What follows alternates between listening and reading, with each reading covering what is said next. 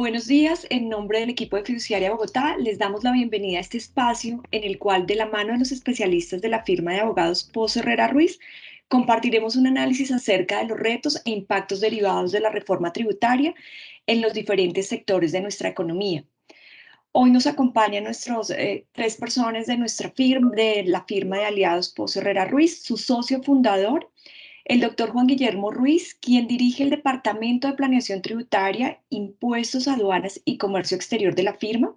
Es abogado de la Universidad Javeriana con especialidad en Ciencias Socioeconómicas de la misma universidad, especialista en Derecho Tributario de la Universidad de La Sabana y en Derecho Administrativo, Derecho Aduanero y de Comercio Exterior de la Universidad del Rosario.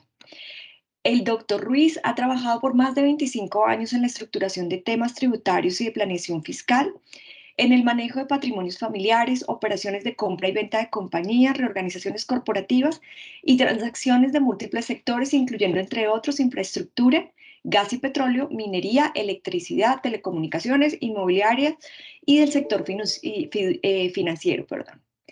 De igual forma, nos acompaña el doctor Felipe Pardo.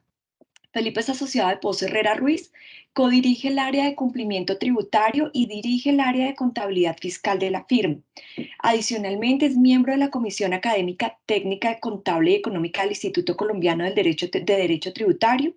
Es contador público de la Universidad Nacional de Colombia y se encuentra certificado internacionalmente desde el año 2013 por el Instituto de Contadores Públicos de Inglaterra y Gales. Se ha desempeñado como consultor en firmas de contadores nacionales e internacionales y su práctica profesional se ha centrado en la implementación, capacitación y consultoría en normas internacionales de información financiera, prestando asesoría a más de 150 empresas de todos los sectores, entre grandes y medianas organizaciones. Y completa nuestro equipo el doctor Daniel Ortegón. Daniel es asociado de Pozo Herrera desde el 2022. Su práctica profesional se concentra en el área de consultoría en materia tributaria. Cuenta con más de 13 años de experiencia en temas relacionados con consultoría tributaria, planeación fiscal y litigio, y ha asesorado a empresas del sector farmacéutico y otras del sector real, y ha participado en la estructuración de procesos de inversión local y extranjera, desempeñándose adicionalmente como asesor de la Dirección de Impuestos y Aduanas Nacionales. Los invitamos a realizar sus preguntas a través del chat del evento. Daremos respuesta a las mismas finalizando la presentación. Gracias por acompañarnos, gracias por su puntualidad y los dejamos con los expertos en el tema. Nos acompaña iniciando esta conferencia el doctor Juan Guillermo Ruiz. Muchas gracias, Ana Yamilia, por la introducción, por la presentación. Un agradecimiento a Fiduciaria Bogotá por promover este evento, a sus clientes por acompañarnos y, naturalmente, a todos los que nos han ayudado en la preparación de este conversatorio que esperamos sea de su mayor interés. Ya podemos compartir la presentación para iniciar la discusión de los fundamentales de la reforma tributaria, que creo que es uno de los temas que mayor impacto va a tener en el análisis empresarial de este periodo. Como ustedes saben, el objetivo de la reforma tributaria, el propósito de la reforma, era básicamente el de buscar un incremento en el recaudo a través de el incremento en la tasa efectiva de tributación, tanto de las personas naturales como de las empresas y de los inversionistas. Ese es básicamente el propósito de la reforma. No sé si ustedes están viendo la presentación.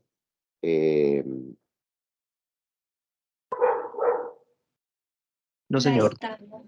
Ya la estamos subiendo en este momento, doctor Oh, Guillermo. les pido un momento, excusas por esta interrupción y ya seguimos con la presentación.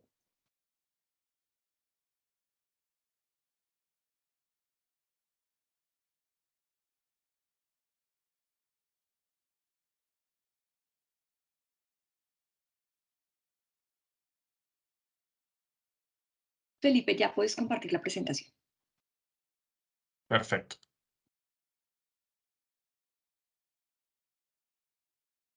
Muchas gracias y pido excusas por esta interrupción. Adelante. Los temas fundamentales que vamos a discutir durante la próxima hora y media son los siguientes. Y obviamente el enfoque que le queremos dar a la discusión es el de esos aspectos claves en la tributación de personas y de empresas que se derivan de la reforma tributaria. No solamente lo que está escrito expresamente en los textos, sino todos esos elementos que están entre líneas que los inversionistas, las empresas y las personas naturales debemos tener en cuenta.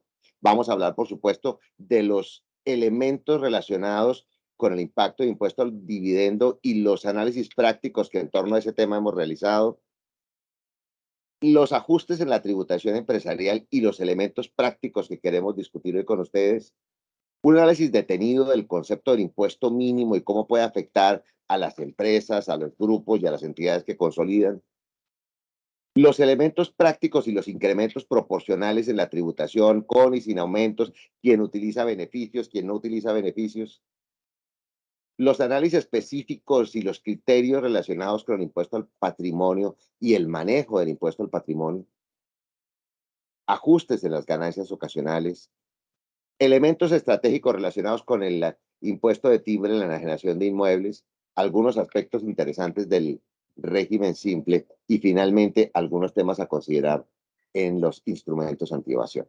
El primer gran tema que quisiera trabajar es el del impuesto a los dividendos.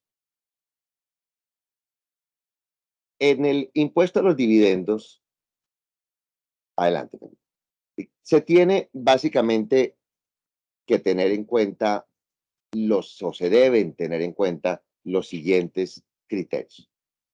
El primero, hay una línea teórica de tributación de impuesto a los dividendos que es la línea del 20%. Esa línea teórica es la que supone un incremento en la tributación de dividendos del 10 al 20%.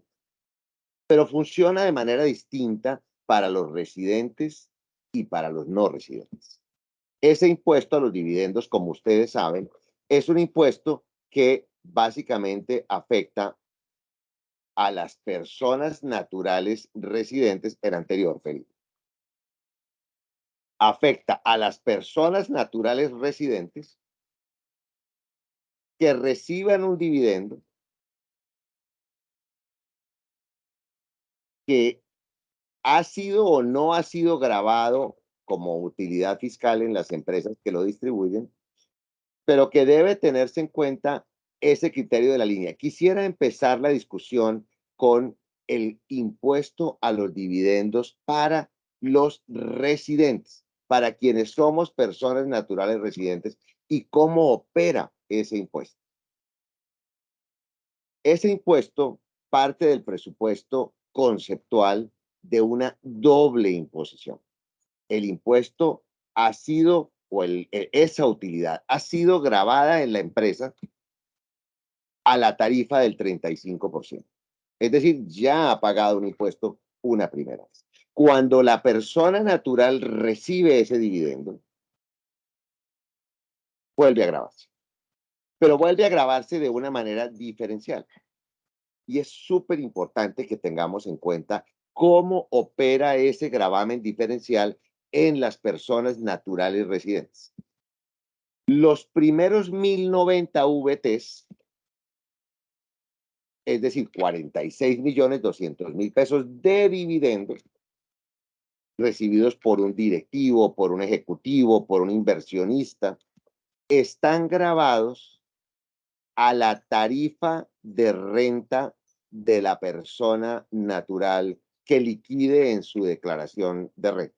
Es decir, si la persona tiene una tarifa de impuesto de renta individual del 15%, pues pagará un 15%. Si tiene una tarifa del 16%, pues pagará en esos primeros 1090 VTs esa tarifa. Claro, si esa persona es un directivo alguno de los clientes que nos escuchan, que tiene una tarifa personal del 25 o del 30 o del 35%, fíjense ustedes que esos primeros 46.200.000 estarán grabados a esa tarifa que es muy superior a la línea del 20. En otras palabras, los primeros 46.200 de dividendo están grabados a la tarifa y la persona individual que tiene una tarifa de más del 20, pues va a grabar ese dividendo a esa tarifa. El exceso sobre los 1.090 empieza a tener lo que se conoce como un descuento teórico del impuesto del 19%. Ese descuento teórico está orientado a que la tarifa máxima de una persona natural, como ustedes saben, es el 39 en la curva progresiva y marginal. De manera que el que tuviese una tarifa del 39 en su liquidación individual personal del impuesto de renta, puede descontar 19 y llega a esa línea del 20. En consecuencia, el análisis de tributación de dividendos debería ser el siguiente. Primeros 46.200 al porcentaje de la tarifa que le corresponde a la persona. 21, 25, 29, la que sea. El exceso tiene derecho a un descuento del 19. De manera que, por ejemplo, el que estuviera en una tarifa del 20, pues tributaría ese exceso al 1. Porque tiene el 20 en su tarifa acumulada, unificada, y tiene un descuento del 19. Es decir, de alguna manera sí va a haber una progresividad, una curiosa progresividad en la determinación del impuesto a los dividendos que está relacionada con, a partir de los 1.090, la tarifa que se tiene con un descuento del 19. Habrá unos que están al 1, otros al 2, otros al 3, otros al 5, otros al 7, otros al 9, y finalmente algunos a una tarifa del 20%. Esa es la retención para efectos de tributación de personas naturales de dividendos. ¿Qué pasa con los no residentes? Con los no residentes también existe un tema que es muy interesante analizar. Los no residentes tienen una tributación de dividendos que depende de la jurisdicción de la cual sean residentes. Entonces, fíjense ustedes, hay una dispersión en cuanto a tarifas en lo que tiene que ver con residentes, pero también existe esa dispersión en lo que tiene que ver con no residentes. Aquí ven ustedes en el slide cuál es la tributación, por ejemplo, para los residentes de las 4 primeras jurisdicciones. No pagan impuesto al dividendo. Y uno dice, ¿pero por qué no pagan impuesto al dividendo? No pagan impuesto al dividendo porque Colombia tiene suscritos con esas jurisdicciones o países unos convenios para evitar la doble imposición que han acordado, que han limitado la potestad tributaria de Colombia al 0% en materia de impuesto al dividendo. Otros la limitan al 5%, otros al 10%, y los que no tienen convenio van al 20%. Es decir, que para no residentes hay una dispersión tarifaria que depende de la jurisdicción. Y naturalmente, cuando se piensa en las jurisdicciones desde las cuales invertir, pues ustedes ahí tienen un cuadro referencial, revisarlo al momento de determinar cuáles son las jurisdicciones más benéficas para efectos de tributación de dividendos en Colombia. Ahora, ¿qué pasa con la retención en la fuente? Lo que les acabo de explicar tiene que ver con la tarifa de tributación de dividendos. Este tema de los dividendos es un tema importantísimo en la reforma. Y naturalmente está tanto la tributación como la retención. ¿Qué pasa con la retención? Entonces, la retención en la fuente básicamente es de 3 tipos o de 3 valores. Si la retención en la fuente se refiere a la distribución del dividendo a un residente, persona natural, la retefuente será del 15%, naturalmente en aquel valor que excede a los 1.090. Si la retención está relacionada con distribución intercorporativa de dividendos que hace una sociedad a otra sociedad colombiana, esa retención será del 10%, a menos que apliquen las exclusiones para esa retención, que son, por ejemplo, las de grupos empresariales o las de entidades controladas. pero en general habría una retención del 10% a la primera distribución de utilidades en las distribuciones intercorporativas de dividendos.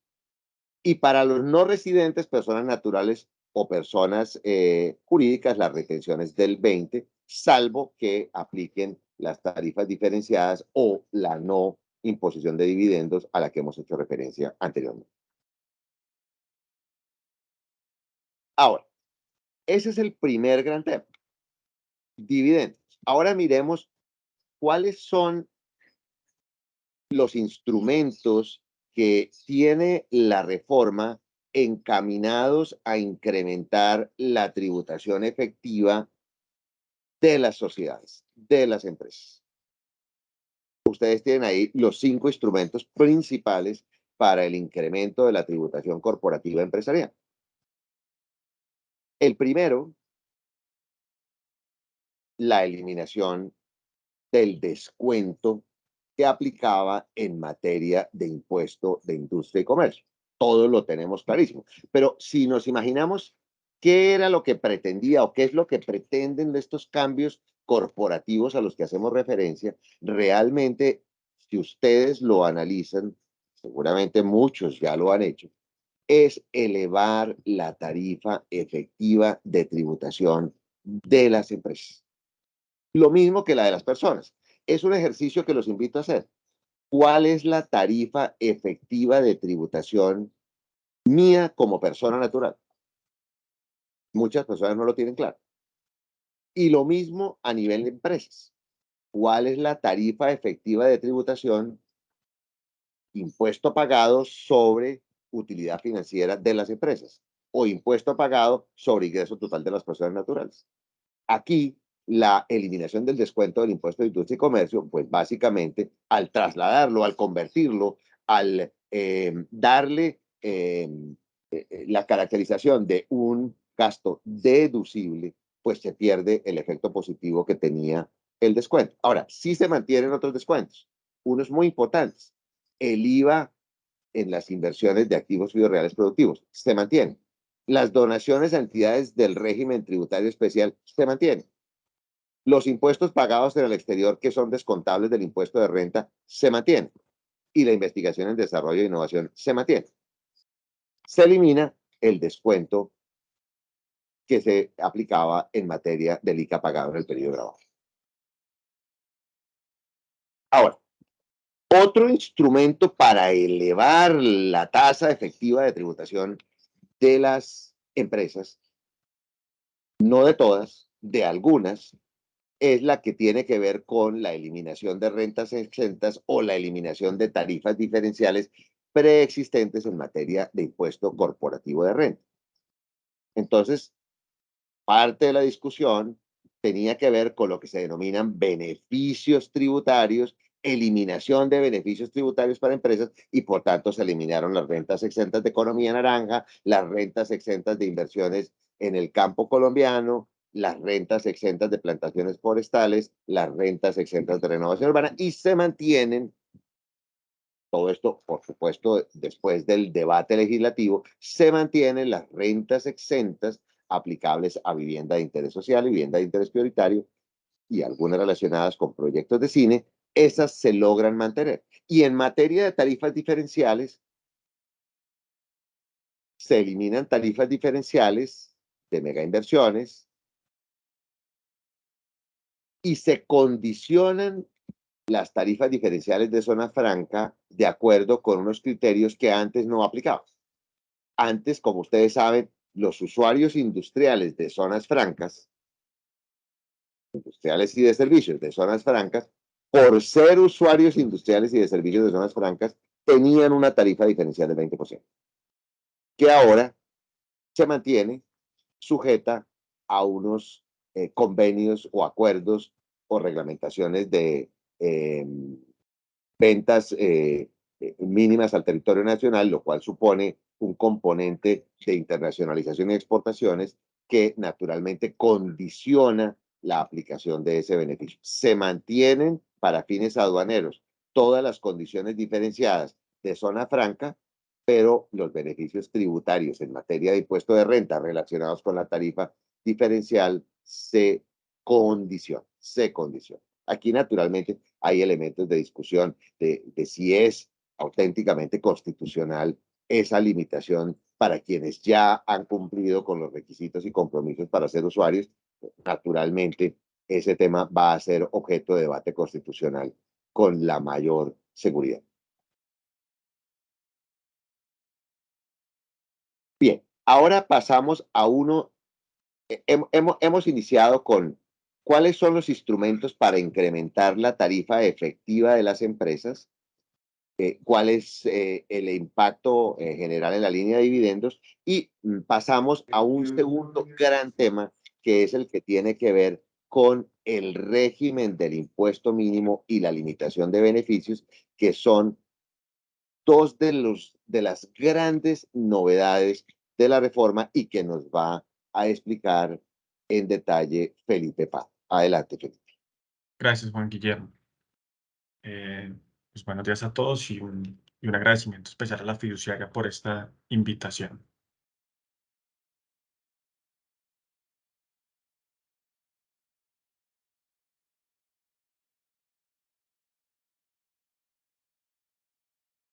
Bueno, en relación con el régimen del impuesto mínimo, quisiera empezar este tema, digamos, contando un poco la historia en relación cómo se determinó este nuevo ítem dentro de la reforma. De alguna manera lo que se hizo fue eh, una imputación local a uno de los pilares de la OCDE en su programa BEPS, que establecía una tarifa mínima de tributación para empresas multinacionales con presencia en muchísimas jurisdicciones y buscaba que esas entidades que estarían tributando menos del 15% tuvieran un impuesto mínimo del 15%. En Colombia, lo que hicimos fue localizar o tomarlo de manera local esta disposición, y lo que se estableció es que las personas, los contribuyentes del impuesto sobre la renta, los contribuyentes del régimen ordinario, incluidos los pertenecientes a zonas francas, deberían al menos tributar el 15% sobre su utilidad contable. Y eso de alguna manera se ha presentado como un impuesto mínimo de tributación sobre utilidades contables. ¿Cómo se llega a este cálculo? Digamos, empecemos por esa determinación. Este cálculo lo que busca es que uno depure de alguna forma el impuesto, ¿sí? Luego depure su utilidad contable. Y esa razón debería dar que al menos sobre esa utilidad contable el impuesto depurado represente al menos el 15%. En caso de que eso no sea así, ¿sí? Debería adicionarse al impuesto de renta el valor que le faltaría para llegar a ese 15%. De suerte que, como su nombre lo indica, al menos se tributa el 15% sobre esa utilidad depurada. ¿Cuáles son los retos del cálculo? Que de alguna manera es lo más complejo de este tema. Los retos del cálculo están relacionados con empezar a depurar qué se entiende por esa base inicial en el numerador y luego a la utilidad contable. En cuanto al impuesto depurado, ¿cómo se determina? Partimos del impuesto neto de renta, ¿sí? Es decir, después de los descuentos. A ese impuesto neto de renta le sumamos los descuentos por créditos fiscales y el descuento por impuestos pagados en el exterior del artículo 254 y le restamos las rentas pasivas del régimen S. ¿Cuál es la lógica de esa primera parte del numerador? Encontrar cuál es el impuesto de renta que se está pagando, y por eso adicionamos los descuentos porque se eliminan en la parte inicial del descuento y le restamos las rentas pasivas S porque ese valor de las rentas pasivas S no está dentro de la utilidad contable, ya que es una especie de renta ficta para efectos tributarios. Entonces, de alguna manera, ese impuesto depurado es la consolidación del numerador dentro de esta fórmula. Lo que busca en esencia, ya lo mencioné, es determinar un impuesto neto de renta, llamémoslo simple y sencillo. Lo siguiente para hallar el denominador es, vamos a tener que depurar de nuestra utilidad contable una serie de ítems. Lo primero que uno pensaría es que dentro de esa depuración de la utilidad contable deberíamos llegar a la misma renta líquida que pagamos, pero eso no es así, porque de alguna manera lo que buscamos es quitar ciertos elementos de la utilidad contable depurada y no eliminar, digamos, los conceptos que generalmente eliminamos cuando hacemos la depuración del impuesto sobre la renta. Entonces, para la depuración de esa utilidad contable, no vamos a llegar necesariamente a la renta líquida ordinaria, sino vamos a llegar a una renta que es la que vamos a comparar contra ese impuesto depurado. Entonces, ¿qué es lo curioso de esta fórmula? Digo, su connotación en primera instancia. Lo primero es que partimos de la utilidad contable antes de impuestos. ¿Qué tiene esto de curioso? Que esa utilidad contable antes de impuestos debería entenderse también por fuera, ¿sí? Debería excluirse el efecto del impuesto diferido. Y en nuestra opinión, esto es uno de los puntos que genera un efecto del que vamos a profundizar un poco más adelante, y es el relacionado con que algunas partidas que generalmente se excluyen de la depuración de la renta quedarían capturadas dentro de esta utilidad contable depurada y tendría que tributarse sobre ellas el 15%. Sobre eso voy a profundizar un poco más adelante con algunos ejemplos muy sencillos. Pero entonces, para fines de esta depuración, partimos de la utilidad contable antes de impuestos. Y los antes de impuestos debería entenderse como antes del impuesto corriente para efectos contables y antes del impuesto diferido, que compone el gran gasto por impuestos a las ganancias que para efectos contables llevamos en la depuración de la utilidad financiera. Entonces, tomamos la utilidad antes de impuestos. A esa utilidad le sumamos, ¿sí? Para que la utilidad sea más grande, para que la utilidad depurada sea más grande, le sumamos las diferencias permanentes. ¿Cuáles son las diferencias permanentes? Las que están consagradas en la ley. Generalmente se tiene en cuenta temas como GMF, multas, sanciones, el 50% del GMF que ya lo mencioné, pero de alguna manera lo que busca es aquellas diferencias que en el futuro no se vuelven a presentar, sino que siempre van a ser una diferencia y que generalmente se consideran gastos que nunca serían deducibles. La norma y la exposición de motivos mencionan un numeral, el numeral séptimo del artículo 105 del Estatuto Tributario, que contiene lo que ya mencioné. Esas diferencias permanentes se suman a la utilidad contable para determinar, digamos, un aumento en esa utilidad contable depurada. ¿Listo? Luego vienen los componentes que restamos de esa utilidad contable depurada. ¿Qué restamos? Los ingresos no constitutivos de renta que han sido base o que han tenido afectación en los resultados del periodo. Un ejemplo claro puede ser la distribución de dividendos como ingresos no constitutivos de renta o los ingresos por indemnización que se consideran ingresos no constitutivos de renta en virtud del artículo 45 del Estatuto Tributario. Además de eso, restamos los ingresos que la compañía esté reconociendo en su aplicación del método de participación en la medición de subsidiarias, acuerdos conjuntos que toman la forma de negocios conjuntos y demás, y las inversiones en asociadas. Al restar ese ingreso, de alguna manera disminuye la utilidad contable depurada porque se entiende que ese ingreso no debería tener ninguna incidencia tributaria. Lo mismo pasa con las fluctuaciones o los temas que tienen que ver con ganancias ocasionales. ¿Por qué la ganancia ocasional se excluye de esta depuración de la utilidad contable? Porque la ganancia ocasional tiene unas reglas especiales, una tarifa especial y se considera independiente de este cálculo. A su vez, también restamos las rentas exentas que han sido de aplicación por la compañía, las que estén vigentes de la reforma. Muy seguramente vamos a profundizar en cuáles aún no están. Y lo otro es que restamos la compensación de pérdidas fiscales y bases de renta presuntiva. El gran resumen de esta utilidad contable, ¿cuál sería? Y lo que usted debería llevarse de esta presentación es que parte de la utilidad contable y solamente puede restar de esa utilidad contable ciertos elementos, por lo tanto no debería ser igual a su renta líquida ordinaria en la depuración del impuesto sobre la renta. Bien, esto de fondo, ¿qué genera? ¿Sí? Genera lo siguiente, y es que, como ustedes pueden ver, no todas las diferencias temporales y no algunas específicamente son eliminadas de la utilidad contable. Entonces, por ejemplo, el tema de diferencia, en cambio, que en nuestra opinión es uno de los grandes impactados en esta depuración del impuesto mínimo. Si usted tiene una utilidad contable, su utilidad contable seguramente ha sido afectada por la diferencia, en cambio, que no se ha realizado de manera efectiva. Fíjense que la depuración de la utilidad contable que estamos viendo no permite detraer de su utilidad contable depurada. Usted sí la detrae de su impuesto de renta y por lo tanto sobre esa base usted no ha pagado impuestos.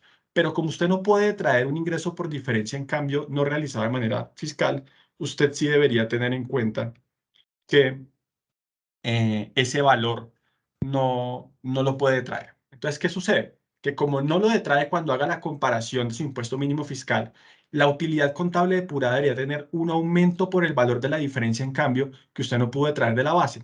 Y si esa diferencia en cambio causó un ingreso, que sería el efecto que generaría no excluirlo de la base, usted debería pagar sobre ese ingreso el 15%. ¿Listo? Esto no es un tema menor porque así como presento el ejemplo de diferencia en cambio, se puede extrapolar a muchísimas más condiciones. Dos ejemplos sencillos. El de diferencia en cambio que ya mencioné, el otro relacionado con la provisión de cartera. Usted tiene una provisión de cartera que deduce, digamos, que tiene una pérdida en su contabilidad y que no la lleva en el impuesto sobre la renta. Digamos que por motivo X, Y o Z en periodos siguientes usted hace una reversión de esa pérdida por deterioro de cartera y genera un ingreso contable. Ese ingreso contable no lo puede quitar de la utilidad depurada. ¿Y eso qué implica? Que cuando usted calcula su utilidad depurada sobre ese ingreso contable, lo extrae de su depuración del impuesto sobre la renta, pero cuando calcule el impuesto mínimo no lo puede traer. Por lo tanto, en un cálculo que usted, un cálculo que usted haga, ese valor de la reversión del deterioro implicaría que usted pague al menos el 15% sobre ese valor, si en el cálculo global de la tarifa efectiva de tributación o el impuesto mínimo de tributación, usted tiene una tarifa menor al 15%. Esto no es un tema menor y por eso queremos llamar la atención a estos puntos, porque como mencionaba Juan Guillermo al principio de la presentación, no nos queremos quedar solamente con la lectura de la fórmula e intentar aplicarla, sino ir un poco más allá y compartir con ustedes ejemplos relacionados con los que la reforma, si bien no habla, sí tiene afectación directa. Y quisiera llamar la atención en uno de los puntos adicionales. Hoy en el cierre de los estados financieros es muy común que se pregunte sobre la estimación de la probabilidad de pérdida en litigios tributarios. ¿Sí?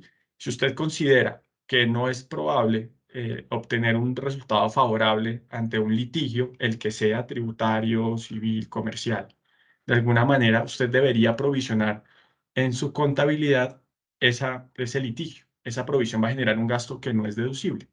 Claro, pero ¿qué pasa en el periodo siguiente cuando usted considere que sí va a ser probable obtener un resultado favorable?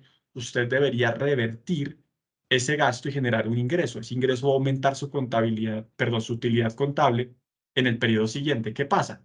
Que ese ingreso que aumenta la utilidad contable, como pueden ver en la utilidad depurada, no se debe extraer de la base de la utilidad depurada. ¿Eso qué genera? Pues genera que la utilidad contable depurada va a ser más alta, el impuesto neto de renta es el mismo en la depuración que vimos y por lo tanto usted debería tributar al menos el 15% sobre ese ingreso. Entonces llamaba atención en cuáles son los puntos muy importantes. No se olvide revisar el efecto positivo de la diferencia en cambio no realizada, porque si no tributa para efectos del impuesto sobre la renta a la medida que usted lo detrae de la depuración, cuando calcule el impuesto mínimo fiscal, como no lo puede traer porque en la fórmula no está esta diferencia temporal, sobre ese tendría que tributar al menos el 15%. Dos, reversiones de cartera, de provisiones de cartera. Tres, reversiones de cualquier provisión.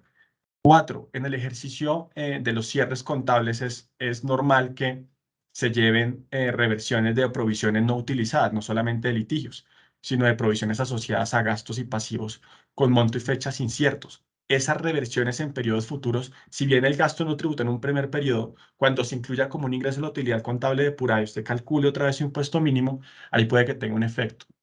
Otro efecto está relacionado con la fluctuación del valor razonable de activos que se enajenen en el curso ordinario de los negocios, como puede ser acciones cotizadas en bolsa. Fíjense, por ejemplo, una acción de una entidad que usted no controla, una acción en bolsa, por ejemplo, Ecopetrol. Una acción de Ecopetrol que fluctúa en la bolsa en un periodo al cierre de contable puede generar un ingreso. Ese ingreso no lo puede traer de la base si usted se enajena en el curso ordinario de los negocios porque tampoco estaría afectado de ganancia ocasional la enajenación de esas acciones y en ese sentido podría estar cobijada la utilidad contable de esa fluctuación del valor razonable con independencia de si usted ya la realizó de manera efectiva o no. No tributan el impuesto sobre la renta, pero como calcule la utilidad contable depurada como en su utilidad contable si está el ingreso, ahí va a tener un efecto que revisar. Y así, digamos, la invitación es a que, dependiendo del tipo de sector en el que estemos, digamos, revisando el valor de nuestros activos, miremos con mucho cuidado los ajustes a valor razonable, sobre todo de aquellos activos que no se enajenan al curso ordinario de los negocios, de las reversiones de deterioro, de la diferencia en cambio, porque estos podrían generar algún efecto en el tema del impuesto mínimo. ¿Qué otra depuración es muy importante? Fíjense que la norma de alguna manera trae un primer acercamiento a un efecto tributario de aquellas entidades que consolidan estados financieros en el país. El cálculo del que estábamos viendo anteriormente sobre esta tasa también se calcula para los grupos empresariales como un todo. Entonces, ¿qué significa esto? La tarifa se tiene que calcular de manera individual si usted no hace parte o sus estados financieros no se consolidan dentro de un grupo, puede ser, o en una situación de control. Si sus estados financieros no se consolidan, la depuración usted la hace de manera individual. Pero, ¿qué pasa si usted hace parte de un grupo? Si usted hace parte de un grupo, todas las entidades que hagan parte del grupo y que sean contribuyentes del impuesto sobre la renta deberían calcular cada una su impuesto depurado, cada una su utilidad depurada y posteriormente sumarse la de todos los del grupo y ver si el grupo como un todo supera o no supera esa tasa de tributación depurada. Si el grupo no supera la tasa de tributación depurada, se va a hallar un monto de un impuesto adicional para todo el grupo que debe ser repartido entre todos los participantes del grupo que hagan parte del cálculo para que de alguna manera asuman de manera proporcional el valor del impuesto adicional que le corresponde de acuerdo con su participación en la utilidad depurada del grupo de manera individual. Entonces, en resumen, el cálculo se hace de manera individual si usted no hace parte de estados financieros consolidados en el país. Si usted hace parte de un grupo o de una estructura que consolida estados financieros en el país, debería calcular la tasa global del grupo, ¿sí? Y establecer si esa tasa global del grupo supera o no supera el 15%, porque en caso de que no lo haga, el impuesto adicional del grupo será repartido de manera proporcional entre cada uno de los participantes. Y aquí se generan, digamos, muchos debates en relación con, oye, ¿qué pasa si yo soy de aquellas entidades que consolidan estados financieros simplemente para fines de control preliminar para luego hacer un estado financiero general? De eso, digamos, hay muchas dudas y estaremos abiertos a discutir la reglamentación. Pero por ahora uno debería entender que, o como está escrita la norma, que debería aplicar a todos los grupos, a todas las situaciones de control y a todos aquellos que hagan estados, a los contribuyentes que hagan parte de ese cálculo, que hagan parte de ese estado financiero consolidado del grupo. ¿Listo? Entonces, ¿a quién no aplica el impuesto mínimo? No aplica a las personas jurídicas no residentes, a los temas del artículo 32 del Estatuto Tributario que maneja asociaciones público-privadas y contratos de concesión. Claro, porque ahí vas a tener unas primeras etapas y una contabilización fiscal un poco distinta y es probable que la utilidad contable en los primeros periodos sí se dé, mientras que para efectos fiscales solamente cuando inicie 2 etapas posteriores de operación y mantenimiento. Entonces, bien digamos, por la estipulación de ese impuesto que excluyó a las concesiones, porque si no hubiese sido gravísimo tener que tributar al 15% en las primeras etapas sobre una utilidad contable. También aquellos que tengan utilidad depurada menor a cero. Fíjense que no es que yo tenga pérdida fiscal todo el tiempo y me excluyo, o yo tenga una pérdida contable y no tenga que calcular el impuesto mínimo. A esa pérdida contable deberías empezar a depurarla para ver si cuando calcule la utilidad depurada da, digamos, mayor a cero y en ese caso, dando utilidad depurada positiva, usted debería estar dentro del cálculo. Si esa utilidad depurada le da negativa, no debería estar dentro del cálculo. Entidades sin ánimo de lucro, los pertenecientes al régimen tributario especial y los hoteles editoriales, de alguna manera que aplican una tarifa menor a la tarifa general y por lo tanto pagan una tarifa inferior a lo que se esperaría el 15%. Si hubiera estipulado este valor, o las pagan igual al 15%, pero si hubiera estipulado este valor, podrían pagar un impuesto y no es la lógica de aplicarse a estos contribuyentes. Por último, no queríamos dejar de mencionarles otro tema relacionado con la limitación de beneficios. Ahí la fórmula les va a quedar en la presentación y con mucho gusto se las vamos a compartir al final. Pero la lógica de toda esta depuración es limitar la aplicación de beneficios. ¿De cuáles beneficios? De las deducciones especiales, digamos, relacionadas específicamente con auxilios de educación a los empleados, incentivos al apoyo al apoyo de personas afectadas por la violencia y demás. Unas rentas exentas que parecen no estar muy claras en el articulado, pero que de alguna manera no vemos de manera específica a cuáles hace referencia y creemos que podría aplicarse en una interpretación desde una perspectiva laboral a la distribución de pagos basados, digamos, en acciones hacia los empleados en una disposición de una ley del 2002 y los ingresos no constitutivos de renta, aquellos que están específicamente tratados en el límite. ¿Cuál es la lógica de esto? Que esos tres componentes de las deducciones especiales, rentas exentas, ingresos no constitutivos de renta, que están específicamente escritos en el articulado, pues no superen, más los descuentos tributarios, no superen el 3% de la renta líquida ordinaria. ¿Cuáles son los beneficios que intentan limitar? Porque no son todos, no son todos los descuentos, las deducciones especiales, son todos los ingresos no constitutivos de renta, especialmente los que ven ahí en la presentación: educación de empleados, becas por impuestos con Coldeportes para el apoyo de deportistas, la financiación del descuento por inversiones en medio ambiente, mantenimiento de escenarios y de activos de protección y de patrimonio cultural. Entonces, si ustedes tienen, digamos, esos tres componentes únicamente los que están en esa fórmula, deberían revisar que no superen el 3% de su renta líquida ordinaria antes de depurar las deducciones especiales para ver si de alguna manera están sujetos a este límite. Para finalizar, llama la atención en dos puntos sobre este último tema. La idea era limitar muchísimos otros beneficios, pero en la depuración de la discusión legislativa fueron eliminados varios de los componentes. Uno de los temas que querían incluir dentro de esta limitación era el descuento de las donaciones a entidades pertenecientes al régimen tributario especial, y esto fue excluido de esta limitación y por eso la base queda un poco más depurada. Entonces, digamos eso para llamar la atención en estos dos puntos. Daniel, te doy la palabra que nos compartas por favor tus apreciaciones sobre tarifa general y sobre tasas.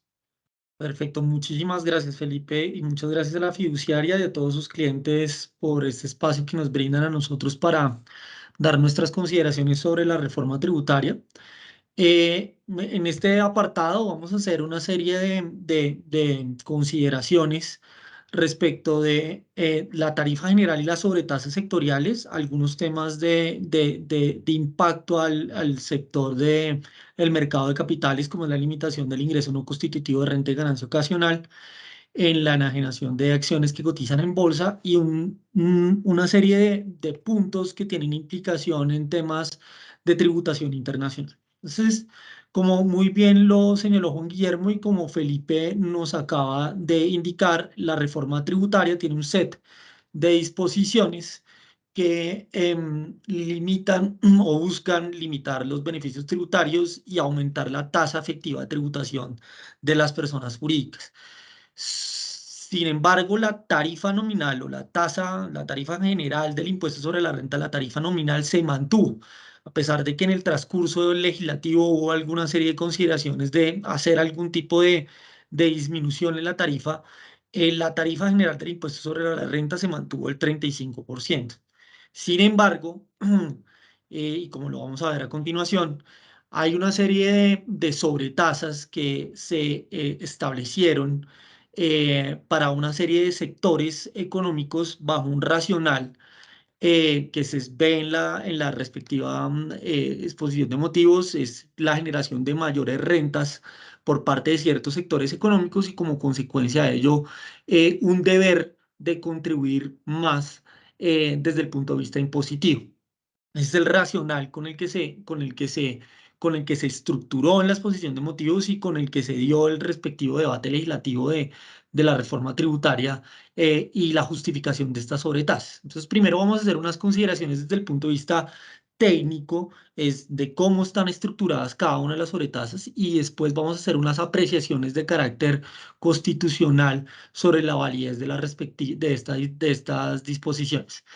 Lo primero que hay que decir es que la sobretasa de extracción del sector minero y del sector de hidrocarburos son completamente diferentes a la del sector financiero, las generadores de energía hidráulica. ¿Por qué? Primero porque tanto la sobretasa para el sector financiero y como la sobretasa para los generadores de energía hidráulica son sobretasas de carácter temporal. Y son sobretasas que su límite en el tiempo para el sector financiero es del año 2027 y para el sector de generación de energía para el año 2026. Y el porcentaje de la sobretasa también es diferente para cada uno de estos sectores.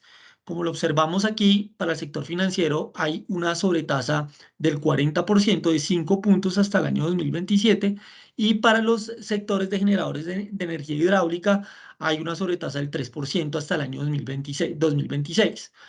El racional para el sector de extracción de carbón y extracción de petróleo es completamente diferente y está en función de unos percentiles que van a determinar cuánto aumenta la tarifa para cada uno de estos sectores. Entonces, ¿cuál es la lógica para las dos sobretasas?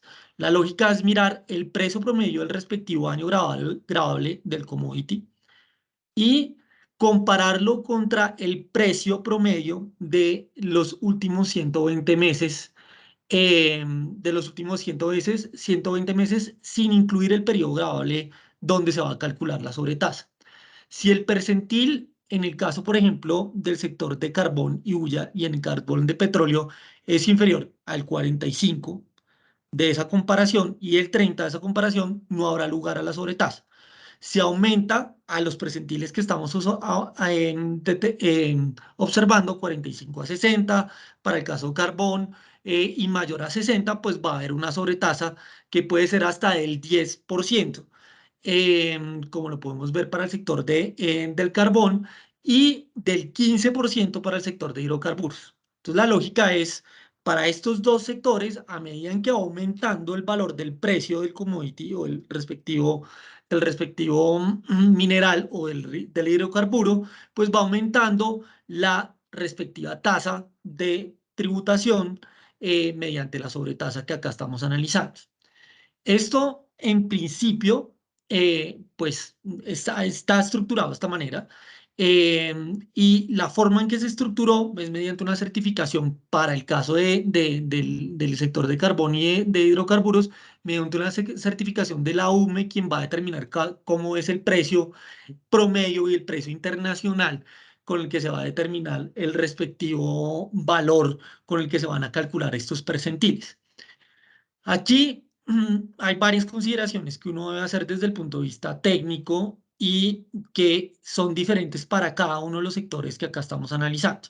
Entonces, para el sector financiero y el sector de generadores de energía hidráulica, pues es evidente que vamos a tener un impacto desde el punto de vista de la presentación de los estados financieros mediante el cálculo del impuesto diferido. Ya tenemos una reglamentación en ese sentido o una instrucción por parte del Consejo Técnico de la Contaduría Pública. Ya tenemos algunas consideraciones al respecto y esto es lo primero que se debió haber analizado o se debe estar analizando para efectos del cierre de los estados financieros en estos sectores.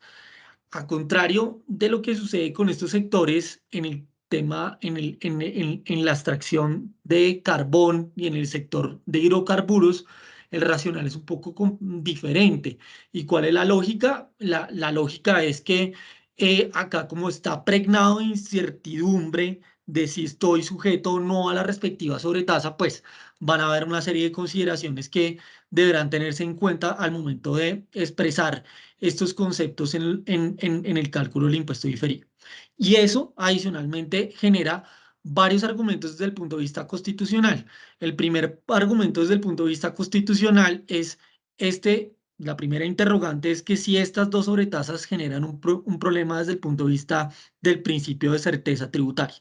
En la medida en que no hay certidumbre de la determinación del respectivo impuesto, pues no estaría en principio, no estaría vulnerando el artículo 338 de la Constitución Política y adicionalmente esta sobretasa o estas sobretasas en general no vulneran el principio de progresividad y no vulneran el principio de capacidad contributiva de los contribuyentes en la medida en que el tope a veces es excesivo y supera lo que racionalmente o razonablemente debería contribuir un contribuyente en las cargas impositivas del Estado. Entonces, esto es en líneas generales sobre la sobretasa. Vamos a seguir con el tema que es bien importante, con el tema de la limitación del ingreso no constitutivo de renta y ganancia ocasional de la venta de acciones en Bolsa de Valores de Colombia. Entonces, como todo lo conocemos, o la gran mayoría de las personas que estamos acá presentes, habría un ingreso no constitutivo de renta ganancia ocasional que su ingreso no constitutivo estaba limitado al 10% de las acciones que circulaban en bolsa. Si no se enajenaba más de ese porcentaje, se mantenía un ingreso no constitutivo de renta de ganancia ocasional. La reforma tributaria, que lo que trae una disminución del umbral al 3%, y eso lo que genera es un problema al mercado de capitales, a darle profundidad al mercado de capitales, porque este incentivo se generó de esta manera. Entonces, al disminuir el umbral, todo lo que exceda ese 3% va a estar grabado con el impuesto sobre la renta y ya no se va a tener el incentivo que era bastante generoso en la regulación previa a esta reforma tributaria. Si quiere, Felipe, seguimos para darle rapidez a estos dos puntos y poder seguir y cumplir con los tiempos. Con el tema de personas jurídicas y temas de tributación internacional, tenemos dos conceptos que son bastante importantes, que es el concepto de sede efectiva de administración. Entonces, hay sujetos o personas jurídicas que pueden ser contribuyentes del impuesto sobre la renta en Colombia, sociedades que son constituidas en el exterior. Antes de la reforma tributaria, de esta reforma tributaria, predominaba un criterio de decisiones materiales y decisiones de negocio. Si las decisiones materiales y de negocio se tomaban en Colombia, se entendían que eran contribuyentes del impuesto sobre la renta en el país. Entonces, una sociedad panameña, yo tomaba todas las decisiones gerenciales, todas las decisiones relevantes de negocio de esa sociedad panameña se convertía en residente fiscal en Colombia.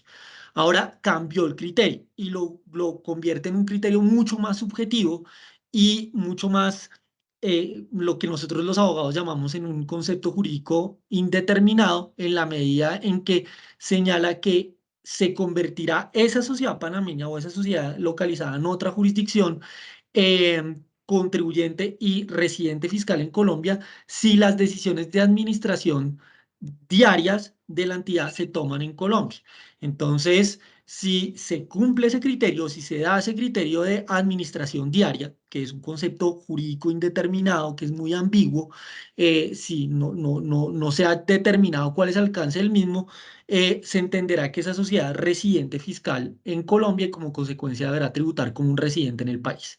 Y finalmente, en temas de tributación internacional, este concepto de presencia económica significativa que comienza a regir a partir del 1 de enero del 2024, pues genera unas problemáticas bien importantes en lo que refiere a la exportación de bienes y servicios.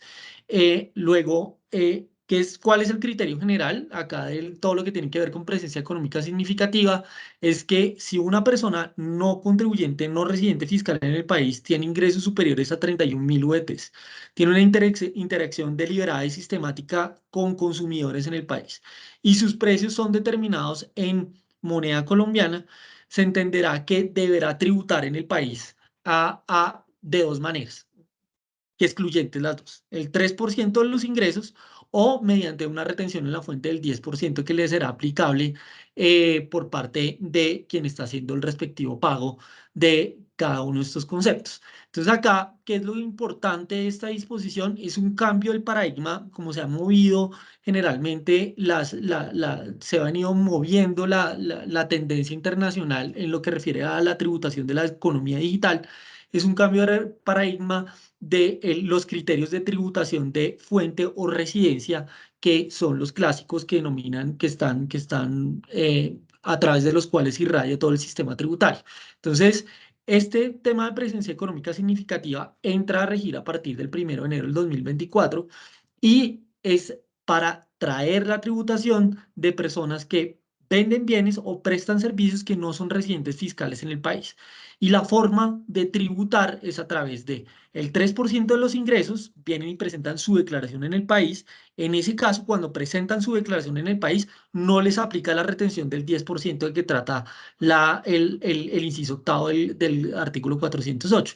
En caso tal de que no presenten esa declaración, tributarán vía retención en la fuente mediante esa tarifa del 10%. Entonces, este es un tema que definitivamente le falta mucha reglamentación, le falta mucha aclaración por parte del gobierno nacional. Y le voy a dar paso a Juan Guillermo para que veamos los temas de personas naturales que me parecen extremadamente relevantes para este análisis. Muchas gracias, Daniel. Empezamos con tal vez el tema que más nos va a golpear a todos, y es el de el incremento en la tributación efectiva de personas naturales. Existen 3 instrumentos en la reforma para que todos aumentemos de una u otra manera la tributación efectiva como personas físicas, como personas naturales. El primero tiene que ver con la limitación de beneficios para asalariados o para quienes reciben rentas laborales. El segundo criterio es la unificación de rentas, básicamente las rentas de lo que llamábamos la cédula general, rentas de trabajo, rentas de capital, rentas no laborales, con las rentas de dividendos a las que hacíamos referencia en la primera parte de la presentación cuando comentábamos el tema de la duplicación tributaria en materia de ingresos de dividendos. Y el tercero es el impuesto al patrimonio. Vamos a ir analizando cada uno de ellos y cómo nos va a impactar y en qué porcentaje nos va a impactar. Empecemos por el análisis de quienes reciben rentas laborales o asalariados. Ustedes saben que existían 2 criterios de limitación de beneficios. Cuando uno habla de beneficios de personas naturales en materia de rentas laborales, ¿a qué está haciendo referencia?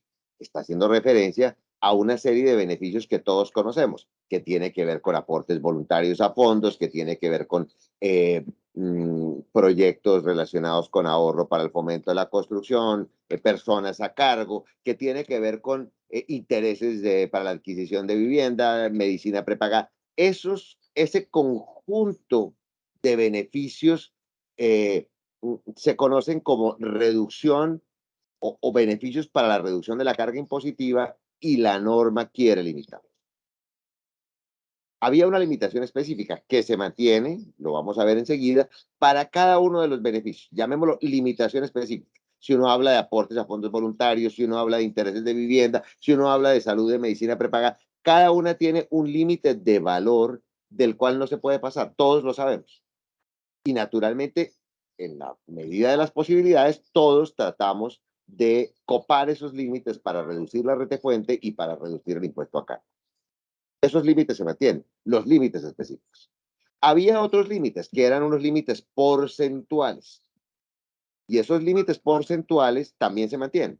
Es decir, el conjunto acumulado de beneficios no puede superar el 40% del ingreso total antes de ingresos no constituidos de renta, que son básicamente aportes obligatorios. Llamamos el límite porcentual. ¿Cuál es la primera gran novedad? La de un límite adicional, que es un límite de valor. El valor acumulado de la totalidad de los beneficios no puede superar en el periodo gravable la suma de 1.340 VTs, 56.8 millones. Ese límite va a pegarle a muchos directivos y ejecutivos de manera importante. Ahora, si uno mira el conjunto de los beneficios, hay otro elemento que nos va a pegar a todos los que recibimos salario, y de una manera muy importante. El límite de la renta exenta laboral se reduce sustancialmente. El primero de los beneficios que teníamos todos los asalariados era el de tener una renta exenta laboral que de manera acumulativa anual llegaba a la cifra de 2.880 VTs. Hoy en día baja a 790, una reducción radical, lo que supone que todos, sin excepción, vamos a tener un incremento en la tributación. Todos aquellos que están, vamos a verlo ahora en qué porcentajes y de qué manera, en ingresos superiores a 10 millones, pero vamos a tener un impacto directo relacionado con justamente la reducción de ese límite de renta exenta.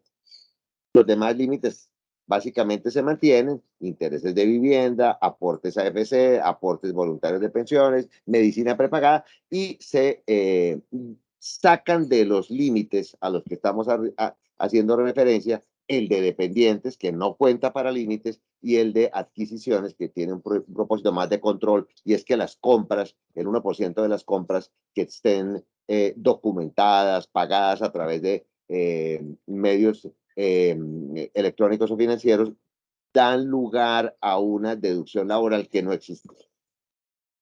¿Qué va a pasar?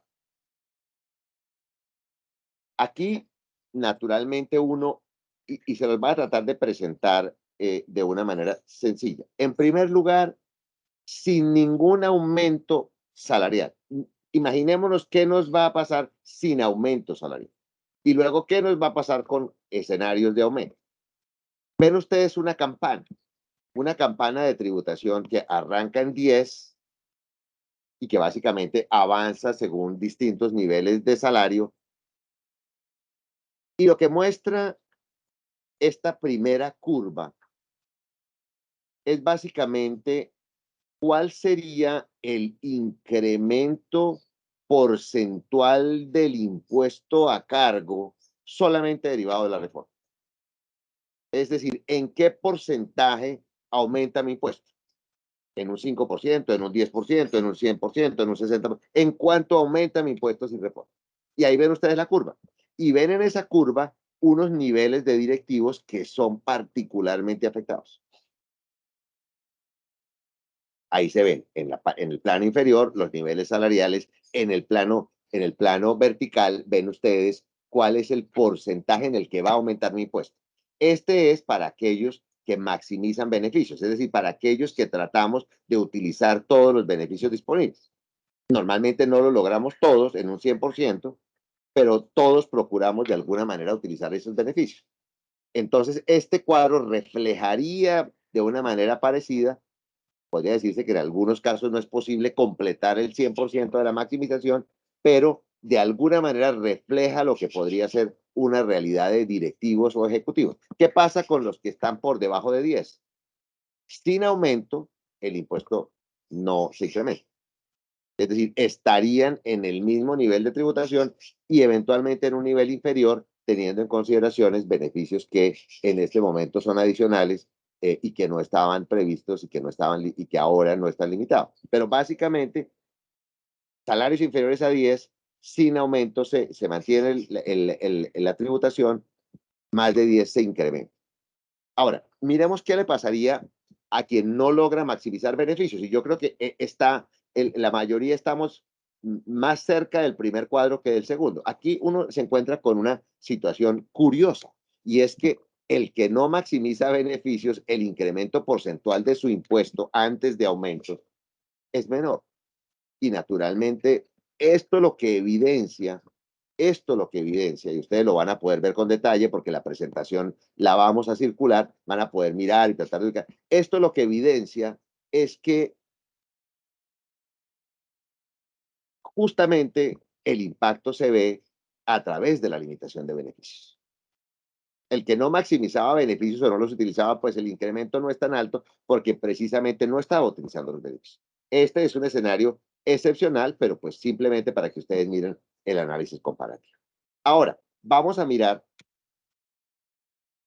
qué pasa o cómo se incrementa la tributación de las personas que maximizan en escenarios de incremento salarial en el periodo 2023 del 10, del 15 o del 20%. Y ahí ven ustedes la curva. Se parece, pero naturalmente hay unos niveles en los cuales el porcentaje de incremento pues es altísimo. Fíjense ustedes, ahí en la curva lo van a poder analizar según los niveles salariales, pues en algunos casos el impuesto se duplica.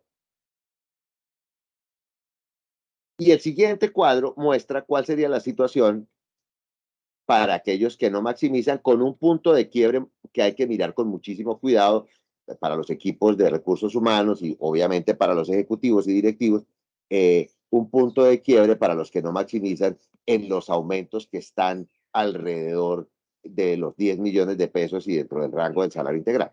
hay que mirar con cuidado ese tema para los que no maximizan, porque hay un incremento en ese punto que es de cuidado para los que no maximizan.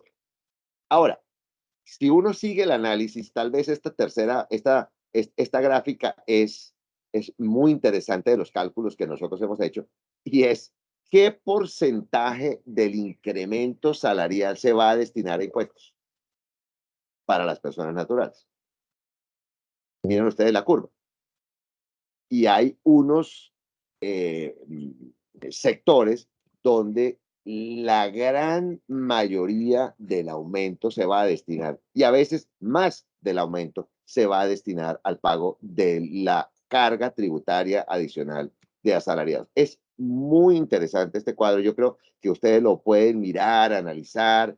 Es muy interesante porque eso implica decisiones personales, decisiones de los equipos de recursos humanos, consideraciones de alternativas para reducir estos impactos, pero realmente si uno analiza en términos de impacto de incremento sustantivo en la tributación, pues están los incrementos sectoriales, empresariales a los que se refería Daniel, y naturalmente estos porcentajes de incremento en algunos puntos de la curva para directivos y ejecutivos, que son muy significativos. Uno en este tipo de escenarios a veces se siente incómodo porque es portador de unas noticias a que no lo hacen a uno muy feliz, pero es muy importante analizar este impacto.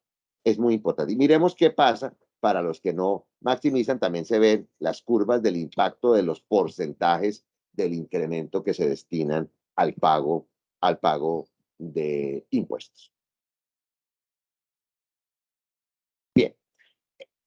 Luego viene un instrumento que es bastante popular en el Congreso y en general en los medios y en la opinión pública, pero que naturalmente quienes trabajamos el tema de tributario y quienes son inversionistas, pues lo consideran un impuesto altamente nocivo, y yo estoy completamente de acuerdo con esa línea.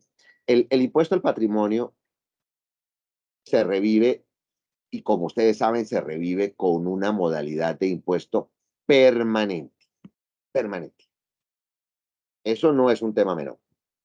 Y no es un tema menor porque naturalmente el impuesto al patrimonio permanente lleva a todos los inversionistas a hacerse múltiples cuestionamientos sobre cuál es su estructura patrimonial, sobre cuál es la distribución de los activos dentro del grupo familiar, sobre incluso en algunos casos cuál es la residencia tributaria que más le conviene en un momento determinado a una familia. Temas todos ellos que naturalmente, a mi juicio, afectan el potencial de inversión futura, y creo que, dado el recaudo que implica el impuesto al patrimonio, que es muy bajo dentro del contexto de una reforma tributaria y muchísimo más bajo dentro del contexto del ingreso tributario general, pues es un tema que en mi opinión, pues no ha debido aprobarse, pero naturalmente las mayorías lo consideran un impuesto, dijéramos, necesario para la coyuntura, ahora de manera permanente.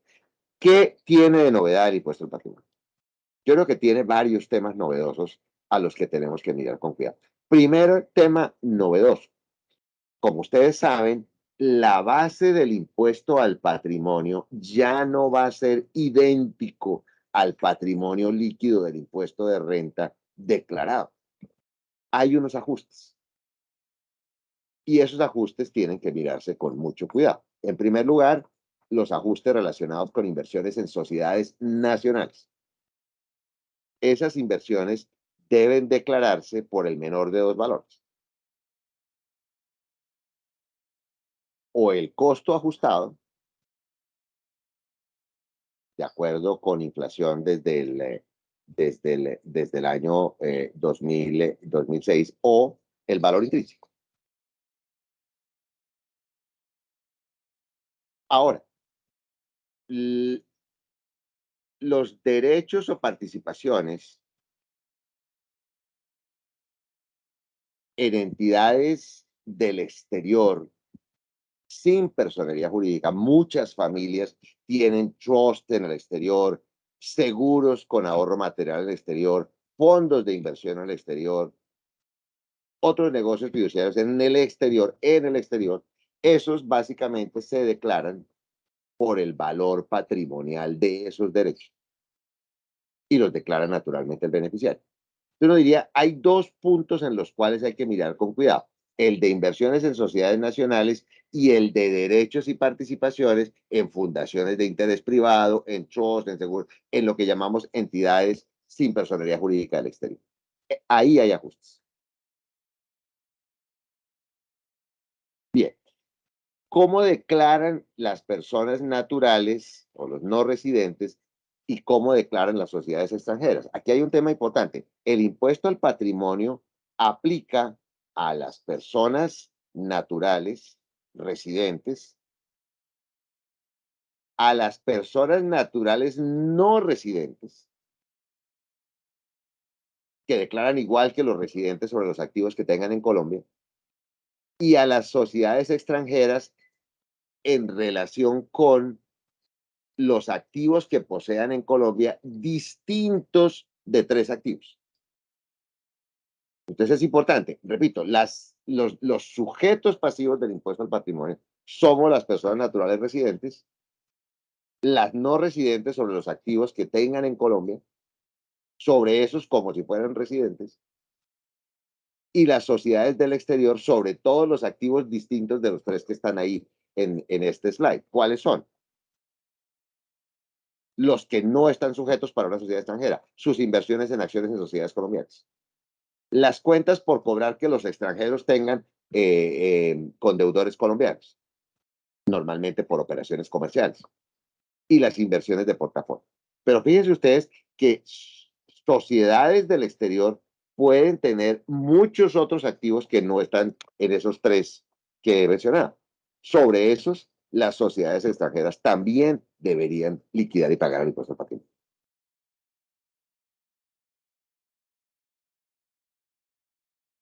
Hay una progresividad que terminó con un incremento tarifario del 1.5% aplicable a la porción patrimonial que excede 10.000 millones. En este tema de la planeación, de la articulación, de la organización de activos familiares, de protección de activos familiares, pues evidentemente podríamos extendernos muchísimo, pero es un tema clave. La estructura patrimonial de las familias y la protección de sus activos es clave. Y es clave hacerlo muy bien.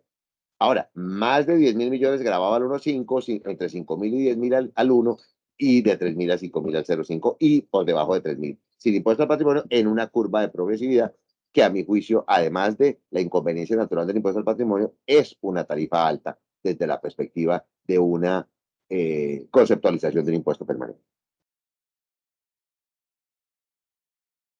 Aquí tenemos un cuadro resumen que yo creo que les queda en la presentación y que es muy interesante. Y es básicamente cómo se deben declarar los activos para efectos de impuesto al patrimonio. Sociedades nacionales, sociedades en el exterior, fíjense ustedes que las del exterior van al costo fiscal a la tasa representativa del mercado histórica, cómo se declaran los derechos y participaciones en trusts y FIPS, cómo se declaran las acciones que cotizan en bolsa, cómo se declaran las cuentas corrientes nacionales, las cuentas corrientes en el exterior, los portafolios de inversión en Colombia, los portafolios de inversión en el exterior, el costo fiscal a tasa representativa, los inmuebles nacionales y los inmuebles en el exterior. Y este cuadro ayuda un poco a mirar el mapa de cómo se construye el impuesto al patrimonio de las personas naturales. Daniel, por favor.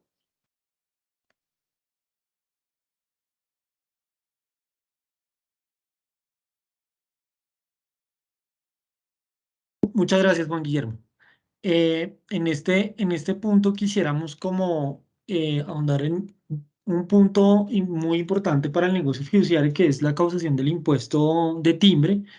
Pero antes vamos a mirar uno de los cambios más importantes de la reforma, que es el aumento de la tarifa de la ganancia ocasional, que fue del 10 al 15%. para personas naturales extranjeras y no residentes, naturales, residentes y extranjeras no residentes. Y hay una limitación de las exenciones que están en esta presentación, en este cuadro, se disminuyen para ciertos conceptos que tenían una ganancia ocasional exenta, se disminuye ese porcentaje, y en el caso de venta de apartamento de habitación de personas naturales, una AFC, se disminuye el valor del umbral de la ganancia ocasional exenta, pero se elimina de las limitaciones que tenía el anterior régimen, y era que solamente aplicaba para bienes inmuebles cuyo valor catastral no superara 15.000 VTs. Acá cualquier valor de cualquier bien inmueble que se enajene, que genere una ganancia ocasional, va a tener siempre un tramo exento de 5.000 VTs, que son aproximadamente 212 millones de pesos. Y acá, en este punto del impuesto de timbre, que es el quizás que quisiéramos hacer mucho más énfasis, queremos señalar lo siguiente. Entonces, primero, el hecho generador o el concepto o la forma que se conceptualizó el impuesto de timbre es aplicable o se determinó como para ser aplicable para toda la enajenación de bienes inmuebles a cualquier título que superen 20.000 VTs. Ese valor, cuando superan ese umbral de 20.000 VTs, los bienes inmuebles, se le aplicará una tarifa del impuesto de timbre del 1.5% o del 3% cuando excede el valor de 50.000 VTs en adelante. Entonces acá el impuesto de timbre es un impuesto de carácter documental, primera consideración. Su hecho generador se da cuando se da enajenaciones de bienes inmuebles a cualquier título, y su base gravable y su tarifa estará determinado por el avalúo catastral del respectivo bien inmueble, y la tarifa se moverá si supera los umbrales que acá estamos mirando. Entonces, si tenemos 20.000 VTs hasta 50.000 VTs, la tarifa es del 1.5%, y si superan las 50.000 VTs, la tarifa es del 3%. Entonces, esa es la consideración general de cómo está estructurado el impuesto de timbre en la reforma tributaria. Ahora, la primera consideración o el primer análisis que uno debería hacer acá en régimen de patrimonio autónomos es qué pasa si yo tengo un patrimonio autónomo cuyo subyacente, cuyo el valor de su patrimonio autónomo es un bien inmueble y yo soy dueño de los derechos fiduciarios. Entonces, si quiere podemos seguir, Felipe. Entonces, en este caso, la primera consideración, uno debería ponderar si en este caso, en el impuesto de timbre, aplicaría o no el impuesto de timbre cuando yo enajeno los derechos, cuando hay una cesión de los derechos fiduciarios. Y si el concepto de transparencia fiscal que aplica para el impuesto sobre la renta aplica para el impuesto de timbre. Entonces, la primera conclusión que uno puede decir es no. La propia DANA ha dicho que el impuesto de renta o el régimen de transparencia fiscal solamente aplica para el impuesto sobre la renta. No debería aplicar para otros tipos de impuestos. Y como consecuencia de ello, cuando yo estoy cediendo derechos fiduciarios, no aplica el criterio de transparencia fiscal, y como consecuencia de ello no hay causación del impuesto de timbre. Aparte porque la cesión de derechos fiduciarios se causa mediante un documento privado, no se eleva a escritura pública en la medida en que no hay transferencia de la propiedad del registro del bien inmueble a nivel del patrimonio autónomo. Entonces, si yo tengo un patrimonio autónomo, soy dueño de unos derechos fiduciarios y cedo los derechos fiduciarios, a pesar de que el subyacente sea un bien inmueble, no aplica transparencia fiscal y como consecuencia de ello no hay causación del impuesto de timbre. Esa es la primera consideración y es lo que uno debería hacer lo suficientemente claro en esta postura. Ahora, hay algunos supuestos problemáticos que se desprenden de la redacción de la norma y que son los que vamos a ver a continuación. Si quieren, seguimos. Gracias, Felipe. Y son todo lo que tiene que ver con el tema de las limitaciones del derecho de propiedad. Entonces, hay muchas limitaciones del derecho de propiedad que se registran mediante escritura pública. Entonces, se elevan a escritura pública y como consecuencia de ello, hay una duda si causarían o generarían el impuesto de timbre. Entonces, por ejemplo, las servidumbres, las afectaciones de vivienda familiar,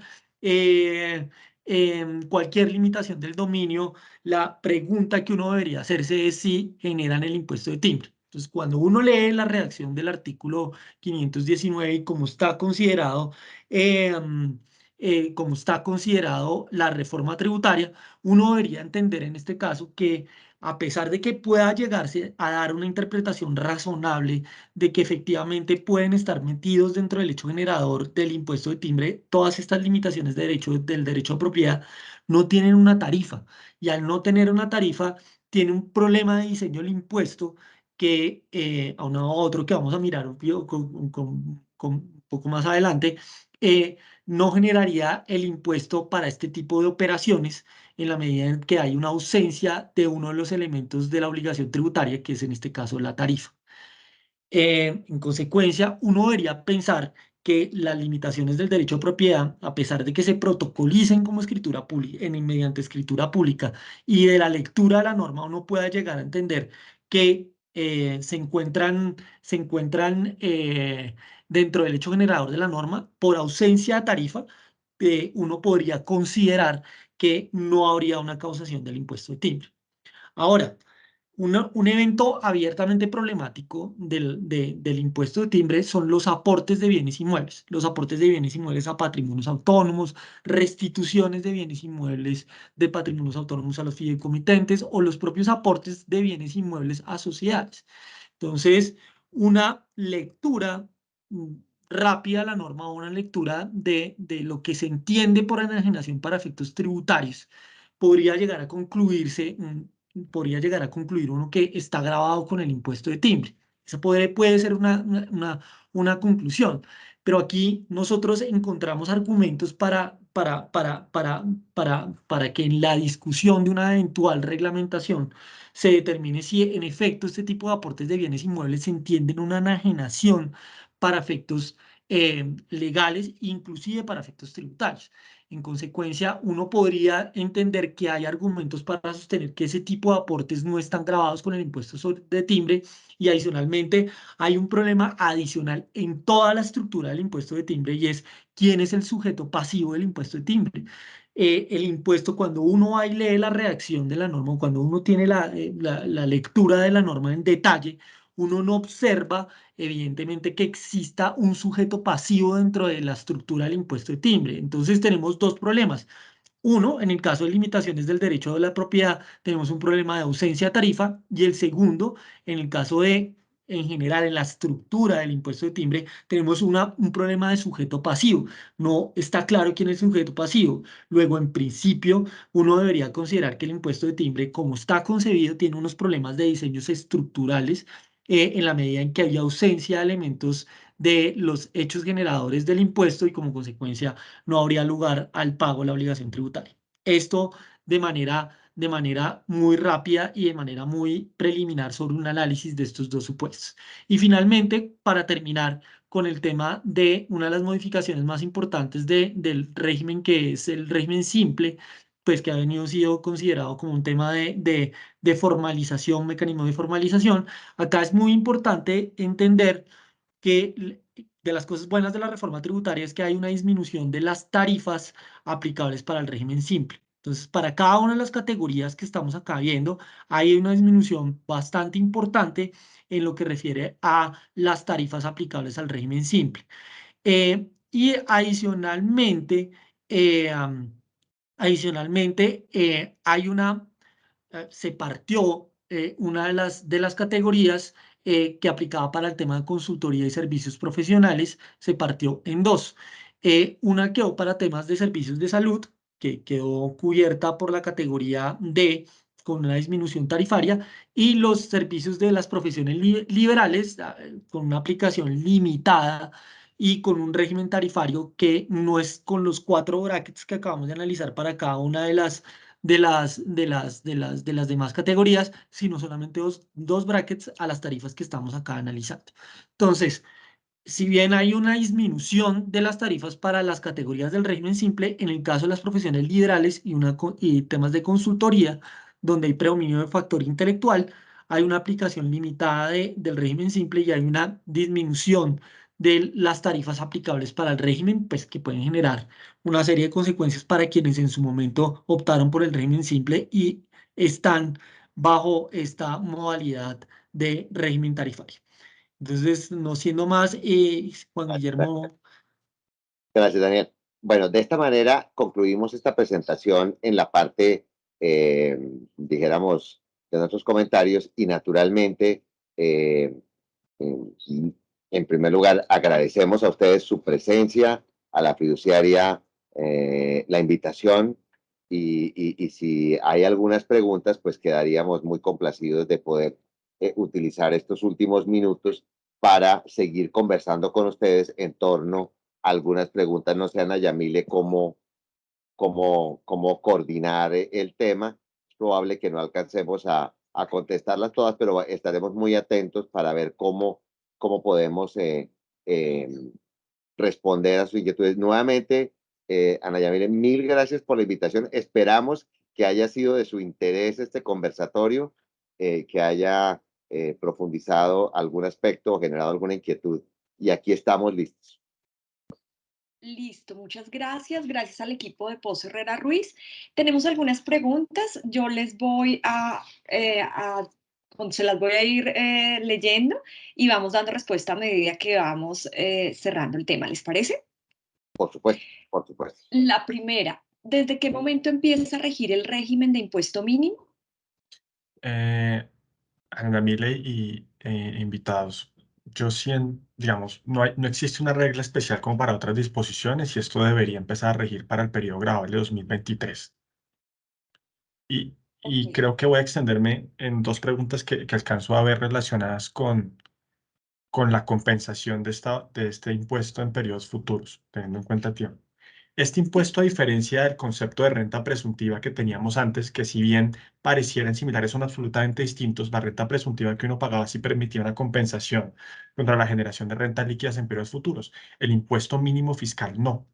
Entonces no podría compensarse ese impuesto adicional en caso de que se llegase a causar con rentas líquidas futuras, como sí pasaba con el efecto del impuesto de la renta presuntiva. Y la otra diferencia es que la renta presuntiva se basaba en un monto de rentabilidad del patrimonio fiscal. Este impuesto mínimo es sobre la depuración de la utilidad contable con todos los puntos que compartimos con ustedes.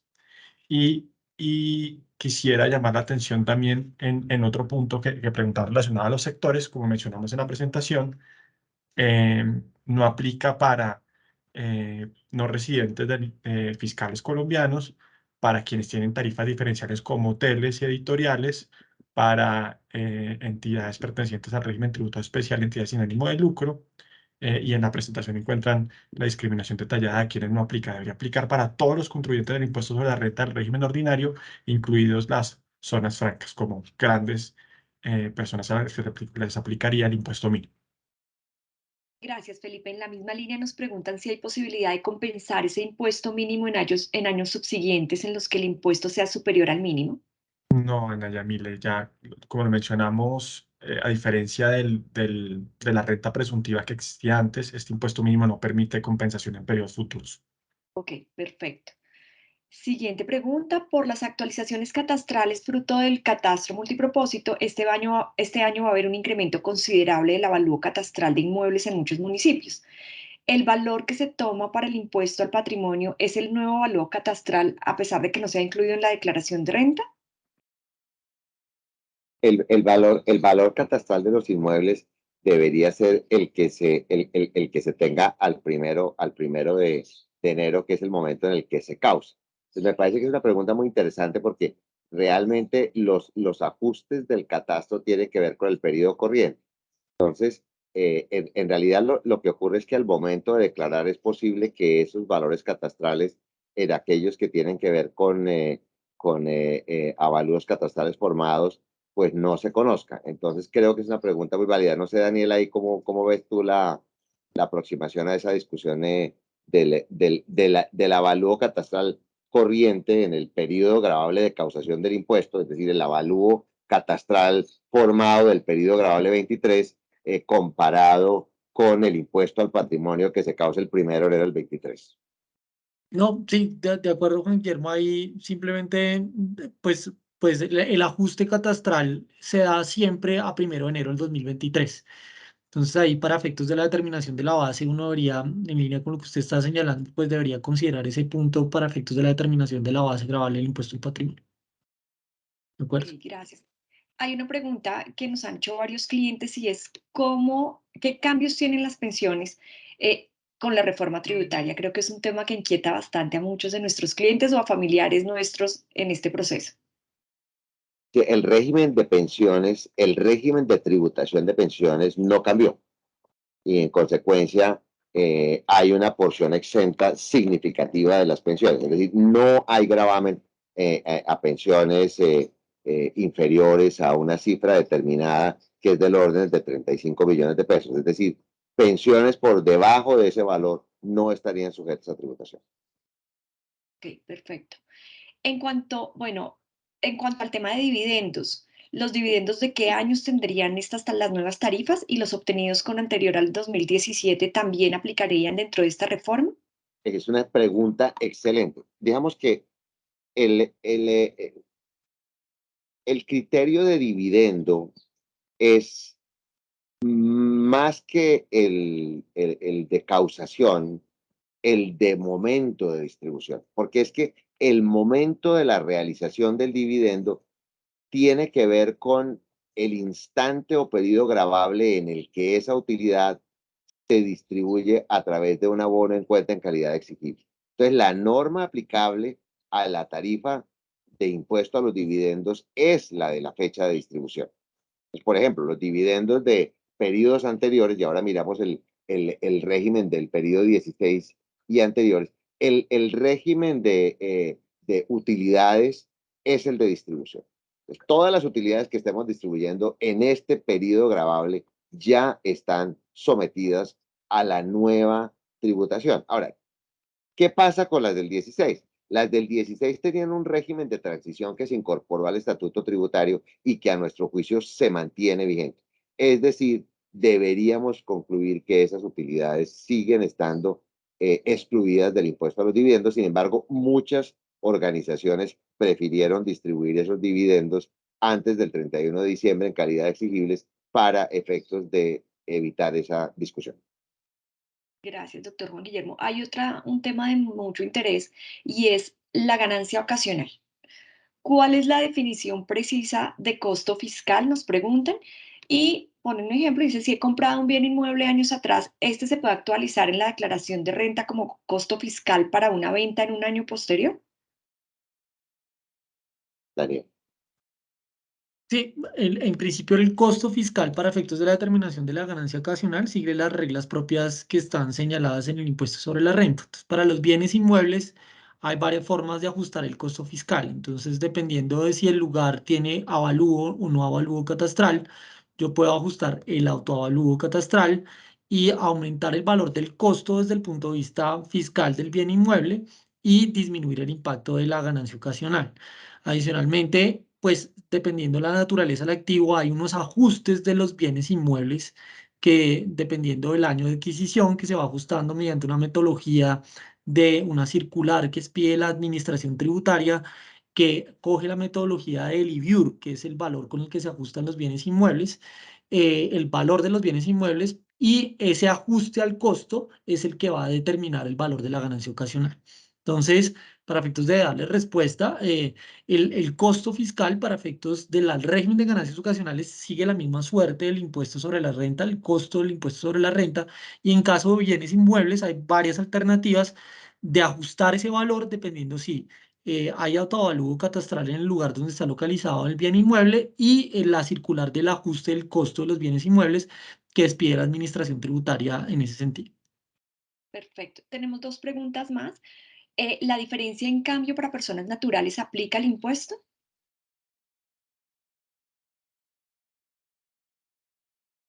Doctor Juan Guillermo, tiene su micrófono cerrado. Gracias. Gracias. La diferencia, en cambio, es un ingreso para las personas naturales cuando se realiza. Y la discusión en torno a las personas naturales es si la realización de la diferencia, en cambio, ocurre cuando se enajena el activo, cuando se realiza la operación correspondiente o solamente cuando ese valor se monetiza. Esa es una discusión muy interesante desde el punto de vista tributario de las personas naturales, porque la diferencia, en cambio, en el caso de las personas naturales, existiría como un criterio inicial y es el valor de la fiscal de la diferencia, en cambio, es el de la realización de acuerdo con lo previsto en el artículo 288 del Estatuto Tributario. Es decir, hay una realización diferida hasta el momento en el que el activo se enajena o hasta el momento en el que el pasivo se liquida. Hay un movimiento que tiene que ver con la causación general de esa diferencia de cambio. Pero adicionalmente a eso, hay un sistema propio de las personas naturales y es que los ingresos de las personas naturales se realizan por el sistema de caja. Entonces, realmente lo que yo observo en esa discusión es que algunas personas naturales se aproximan a la realización de la diferencia en cambio en el momento en el que efectivamente se aplica la realización de esa ganancia por esa diferencia en cambio, aunque ese dinero o ese valor no se haya monetizado. Yo creo que esa es una aproximación conservadora que podría ser conveniente. La otra podría eventualmente ser cuestionada por la autoridad tributaria, al de mezclar los dos. Pero a mí la segunda, honestamente, no me disgusta y me parece que hay elementos jurídicos también para defender. Gracias. Y nuestra última pregunta es referente al impuesto de timbre. Nos preguntan si las escrituras a título de restitución de aportes causarían el impuesto, este impuesto. Bueno, es una pregunta bastante interesante. Nosotros, en línea con lo que estábamos señalando a lo largo de nuestra exposición, consideramos que pueden haber argumentos para entender que no se entiende una enajenación para efectos legales ni para efectos fiscales. Y sin embargo, consideramos que debe haber como una reglamentación más precisa al respecto para que le dé un poco más de claridad al alcance del impuesto de timbre. Entonces, en ese sentido, en principio consideramos que hay argumentos para entender que no se causaría, pero de todas formas hay una falta de definición en ese sentido por parte del gobierno nacional y por parte de la propia DIAN para entender si en esos casos se causa o no. Hay una discusión interna, perdón, hago esta interpelación, que yo creo que es muy interesante y vale la pena que la profundicemos y de hecho lo estamos haciendo. Ustedes saben que hay unos elementos de la esencia de todos los tributos, elementos que llamamos esenciales y que deben estar en la ley. Uno de los cuales es el sujeto pasivo, la tarifa, el hecho generador. Y curiosamente en el impuesto de timbre no se sabe quién es el sujeto pasivo, si el enajenante o el adquiriente. Y no me parece una ausencia menor en una discusión de constitucionalidad. Pero es un tema que estamos trabajando y que naturalmente pues, se irá desarrollando dentro de todas las acciones que estamos observando de posibles vulneraciones constitucionales. Una de las que estamos analizando es si ahí puede haber algún problema de constitucionalidad, sin perjuicio de lo que dice Daniel, que evidentemente puede que surjan discusiones. A mí, honestamente, el tema de aportes y restitución en el caso de patrimonios autónomos e incluso en el de sociedades que apliquen el artículo 319 del Estatuto Tributario, que son lo que llamamos aportes neutrales, yo entendería lo siguiente, en resumen, sin la reglamentación, que el aporte y la restitución en un fideicomiso por transparencia no debería generar el impuesto de timbre, que el aporte a sociedades no lo debería generar por neutralidad también del aporte a sociedades, pero la restitución de sociedades a sus accionistas no está cubierto por la neutralidad de no enajenación y me parece que esa eventualmente sí podría generar el impuesto de timbre. Perfecto. Bueno, muchísimas gracias al equipo de Pozo Herrera Ruiz. Muchísimas gracias, como siempre, por su asesoría, por su acompañamiento en este tipo de temas que son de interés para nuestros clientes. A los clientes que nos acompañaron hoy, a los que no son clientes nuestros también, bienvenidos a Fiduciaria Bogotá, bienvenidos a Pozo Herrera Ruiz también. Nuestra presentación estará disponible a través de la fuerza comercial de la fiduciaria. De igual forma, los invitamos a seguir nuestras redes sociales. Allí podrán encontrar también información acerca de este tema. Y muchísimas gracias por el día de hoy, por su tiempo y buena semana. Muchas gracias. Muchas gracias a todos. Hasta luego. Hasta luego, muchas gracias. Buen día.